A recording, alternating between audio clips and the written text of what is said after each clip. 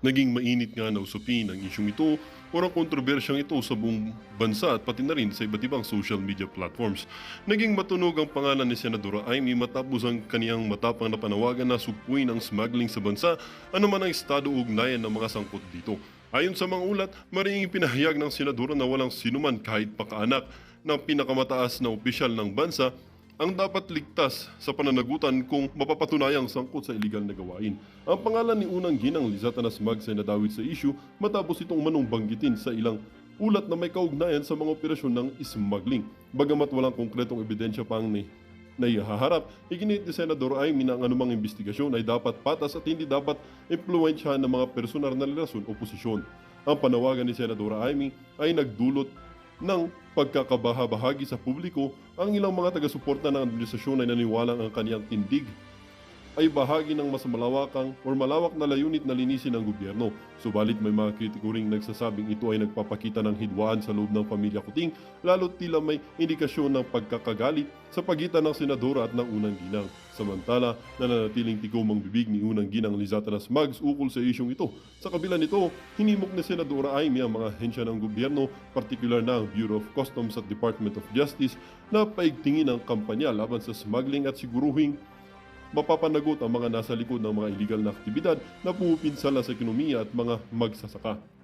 Ang usapin ay naging isang mahalagang pagsubok hindi lamang sa integridad ng mga opisyal sa pamahalaan, kundi pati na rin ang pagkakaisa ng pamilya Kuting sa harap ng mga kontrobersya. Ang tanong ngayon, magtatarumbay kaya ang katarungan o mananayang impluensya ng makapangyarihan?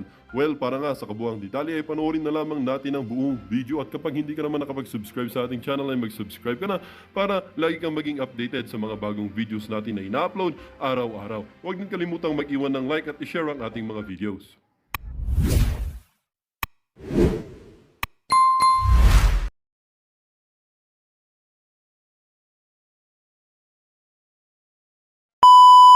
Si Senator Amy nagsalita na today. How many hours ago to? 5 hours ago. Okay. Basahin ko lang yung hindi pa nakakarinig. Sabi ni Manang Amy, nakakagalit, nakakabagabag at nakakalungkot. Usapang smuggling na naman. Bigyan naman natin ng katarungan ang mga magsasaka na pinakaapektado sa isyo na ito. Ikulong na ang smuggler.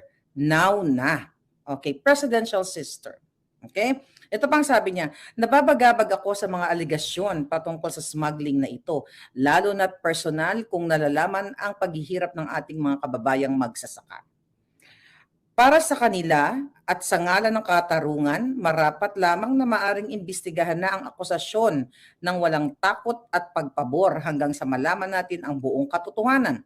Wala na sanang postponements nang sa gayon matapos na ang maraming taon na palusot at pagsalag.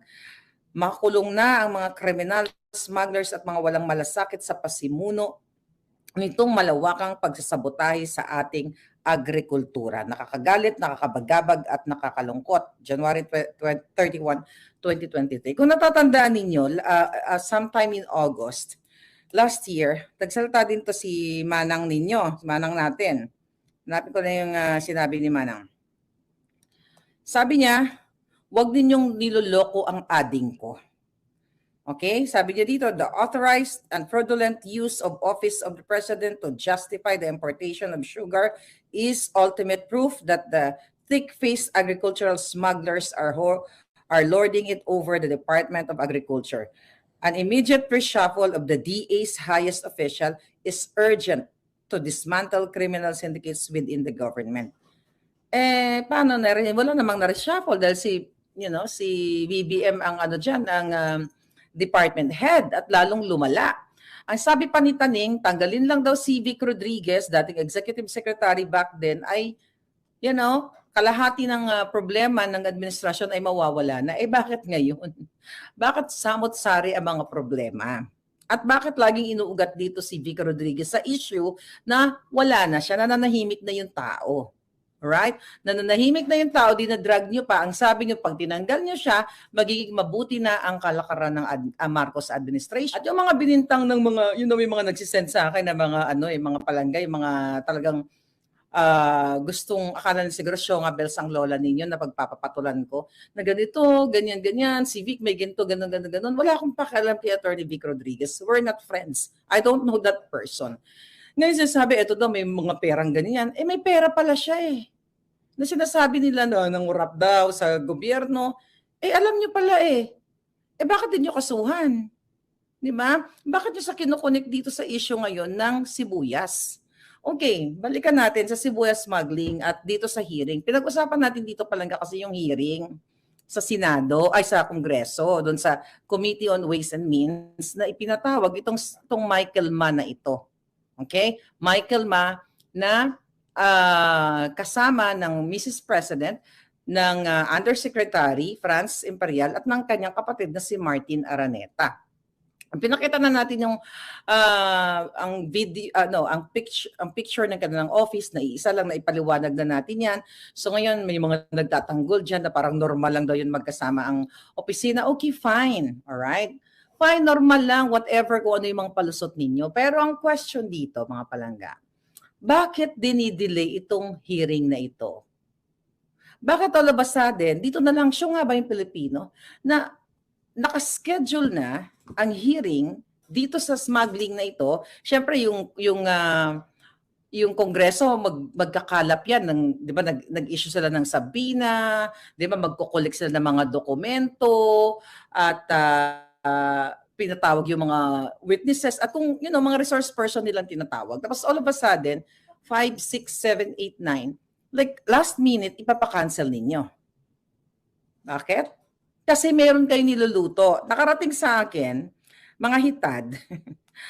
Ay, nako, tumigil nga kayo. After flag ceremony today, okay?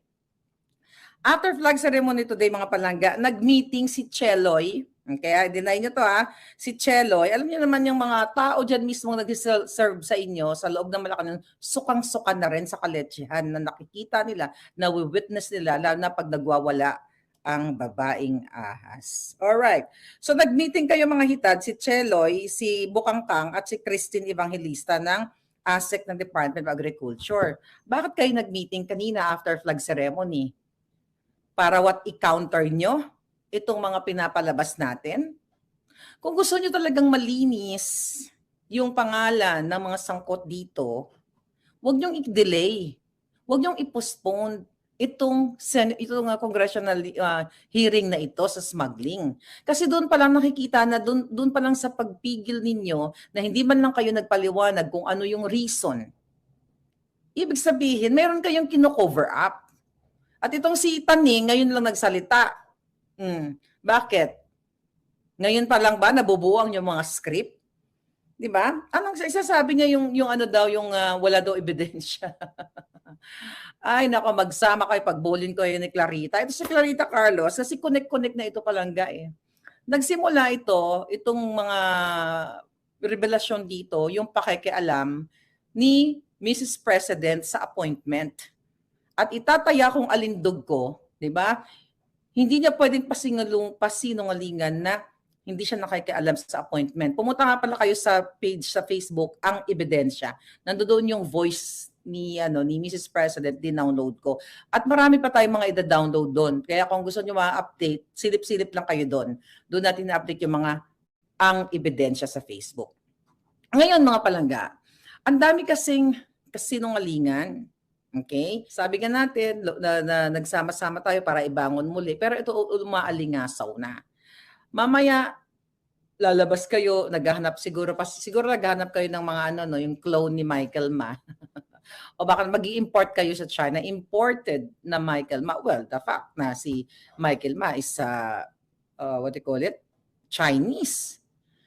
Ang napapansin ko lang, even nung panahon ni Pangulong Duterte, yung Michael Yang. Is that Michael Yang? 'Di ba yung sa Farmally?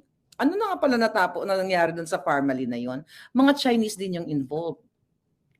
Parang nakikita ko, ang nagpapatakbo na lang ba sa bayan natin, hindi Pilipino, kundi mga ibang lahi na binabayaran itong mga tao na nakiki-connives sa mga taong gobyerno sa ngalan ng salapi na wala kayong pagmamahal sa bayan. Walang exemption whether in the past president kasi walang naging perfect na gobyerno. Kahit ang panahon ni Duterte, kinabog ko rin yan. Okay? Hindi tayo pwede magbulag-bulagan. So, Ang nakakalungkot lang, alam mo kanina nagdinilay-nilay ako, sabi ko ng gano'n, lagi na lang may Chinese na involved. Ito na lang ba talaga ang Pilipinas kung mahal? Na lagi na lang yung mga pinapaupo sa gobyerno ay nakikipagsabuatan dito sa mga sindikatong ito. Ngayon, hindi pwedeng i-deny, okay, ni Clarita Carlos na hindi totoo ang sinabi ko na meron siyang intel report. Nakalagay sa intel report niya na ang sangkot, okay, na ang sangkot dito ay ang bayaw ng presidente na si Martin Araneta. Binasa ko na sa inyo kagabi. Yung mga hindi nakanood, ayoko na basahin uli. Balikan nyo na lang kung gusto nyo. Pero sige, basahin ko yung part na na bonggang-bongga para sa ngayon na nakakanood. Okay, ito.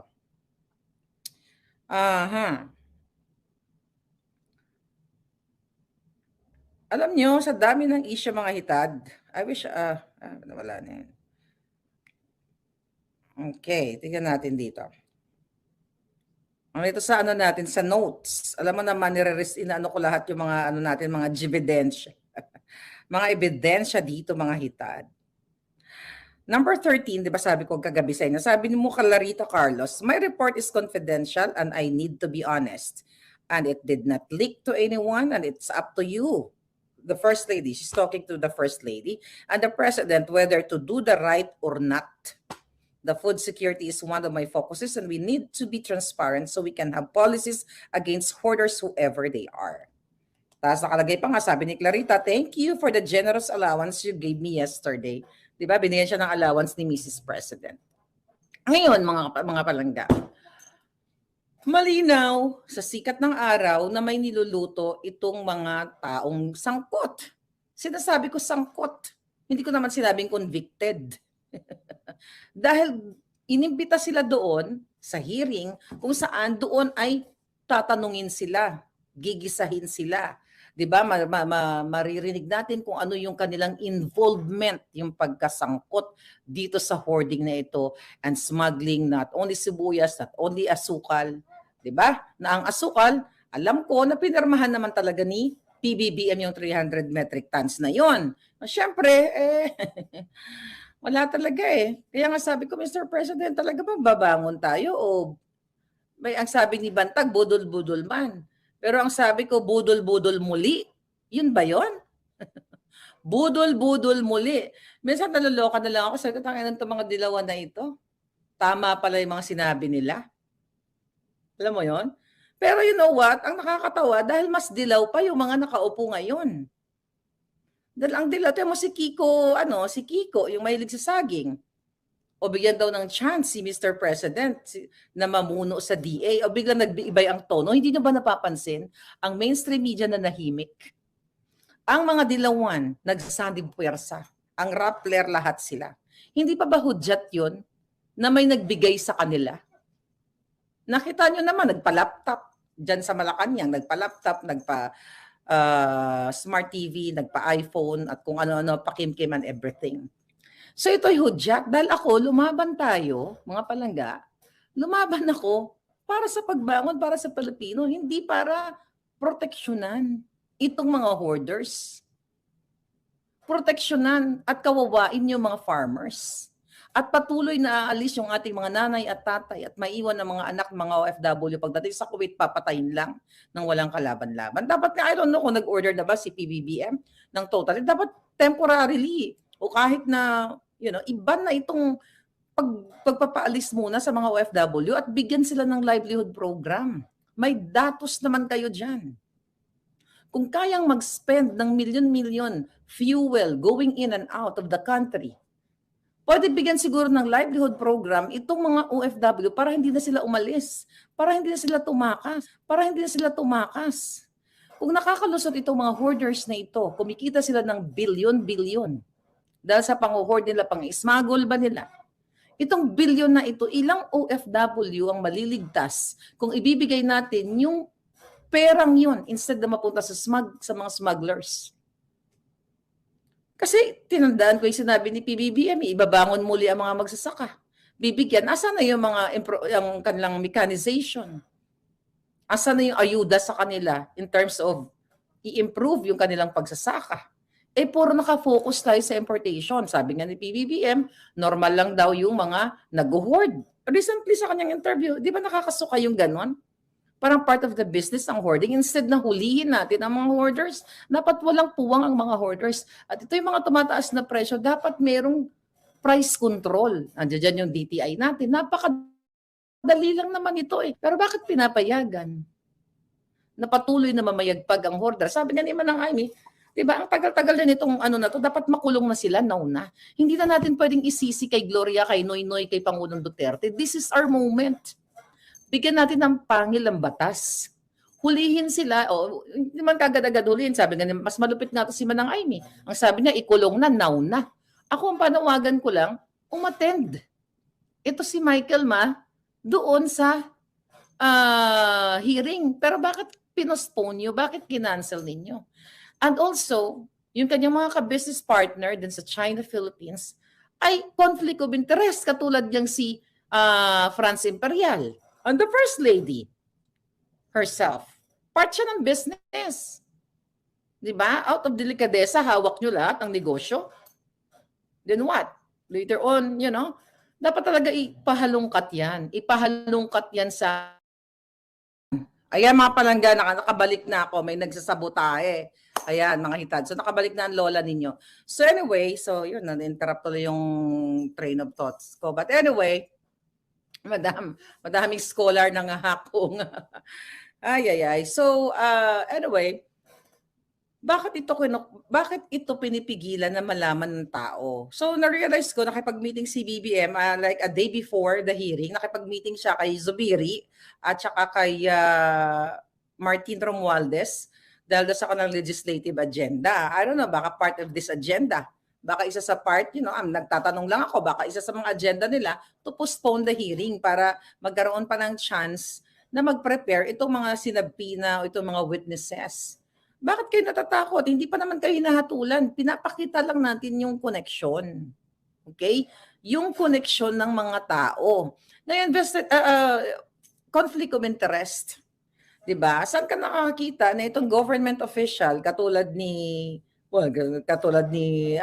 France Imperial at kilala ko yan, na nandoon din sa business nitong Michael Ma.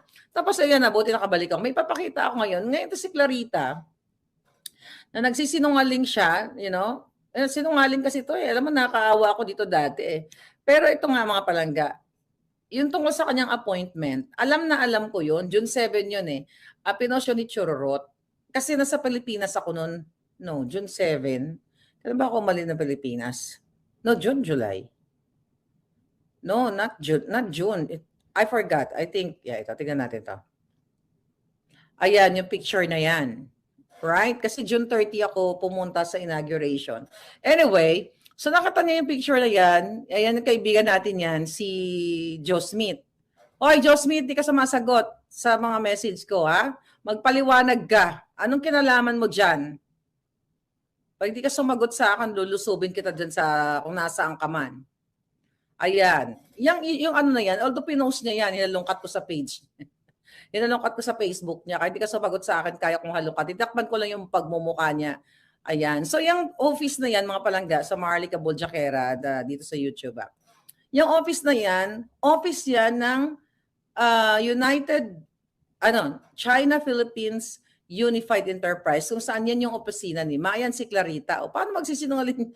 Paano hindi ko malalaman na si Mrs. President ang nag-appoint yan? Dahil ang conversation namin yan, dahil magkakasama kami ng mga yan Si Chururot kasama yan, part yan ng OFW alam namin yan. So alam namin kahit paano, inappoint si ganito, inappoint si ganyan. Pinatawak siya ni First Lady, ganyan. So ngayon, ito yung office ni, ayan, yan yung office pareho ng China, Philippines. Ayan, ng China, Philippines Unified. Ngayon, hindi ko kayo pipilitin na maniwala kayo sa akin. Wala namang pilitan to Ipinapakita ko lang naman sa inyo yung relation. Na ang opisina, imagine ninyo, nung inappoint si Clarita Carlos, si Prop, na binigyan siya ng generous allowance ni Mrs. President, binigyan siya magkano? Ilang milyon ba Prop ang binigay sa'yo? Doon ka in-appoint sa opisina, doon kayo sa opisina ng China, Philippines, yeah, China, Philippines Unified Enterprise. Imagine niyo ha, ito, lawakan natin. In-appoint si Clarita Carlos doon mismo sa opisina ni Michael Ma na sangkot dito sa illegal na sa smuggling. Dito ka sa Senate, sa Congress, hearing sa Congress. Kung bakit doon sa opisina nitong Chinese na ito, doon magmi-meeting.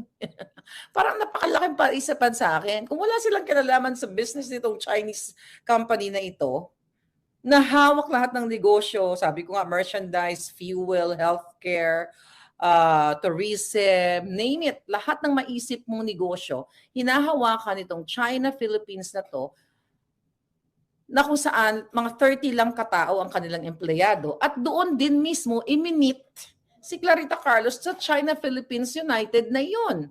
Unified na yun. So mag-iisip ka, kaya nga para magliwanagan na ang buong bayan, Mrs. President, ilabas niyo si Michael Ma. Huwag niyo i-clone. Huwag kayong magpabagal-bagal. Ilabas niyo siya lahat. Tapos sa Congress, gusto namin siya marinig kung ano ang kanyang sasabihin. At check ko lang yung yung date ha. Dito kasi pinost ni Chororot galing sa anong date ba to? Dali Kung anong date ba pinatawag si Clarita? Kasi sinend lang sa akin tong okay, picture na ito. Talagang tinatrabaho ko ng mga hitad. Okay. Sana kasi mini-message ko to si Joe, yung kasama dun sa picture. Ayaw niya akong sagutin. Ewan ko sa buruhang yun, medyo nanahimik na sa palis. Baka nabubuisit na rin sa pagmumukha ko. Ganon talaga. Nakakabuisit talaga ang pagbumukha natin kapag totoo ang sinasabi natin dito. Ngayon, ito mga palangga. Okay. Ano sabi dito? Diyan ko nga lang yung date. Sinasabi dito si Chororot Tosok si Talakera. Tignan natin.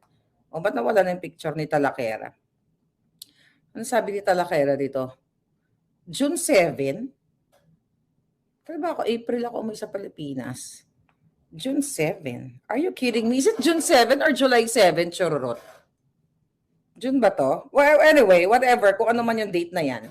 Ang ipinapakita ko lang dito sa inyo mga palangga, yung si Clarita Carlos, alam na alam ko nung pinatawag siya ni Mrs. President. Alam mo, ugat-ugat kasi ito. Kaya ang pinag-uusapan natin, hoarding din Clarita Carlos, kasi appointment na si Mrs. President ang nag-appoint sa kanya. Nakwento ko na after all, sinibak siya, hindi siya makalapit kay Mrs. President, kay BBM. Alam niyo na yung kwento yun sa nakalaraang vlog ko. Ito lang ang pagpapakita sa inyo na dito, dahil sa paghalongkat natin ng mga pictures, ng mga ebidensya, mga basihan natin, na tayo dito ay para sa katotohanan, para sa taong bayan. Kaya big question, bakit doon miniting si Clarita Carlos sa opisina ni Michael Ma? Diba? So, well, kung siya ay part ng smuggling and hoarding, business partner sila ni Martin Araneta, pwede naman sa opisina ni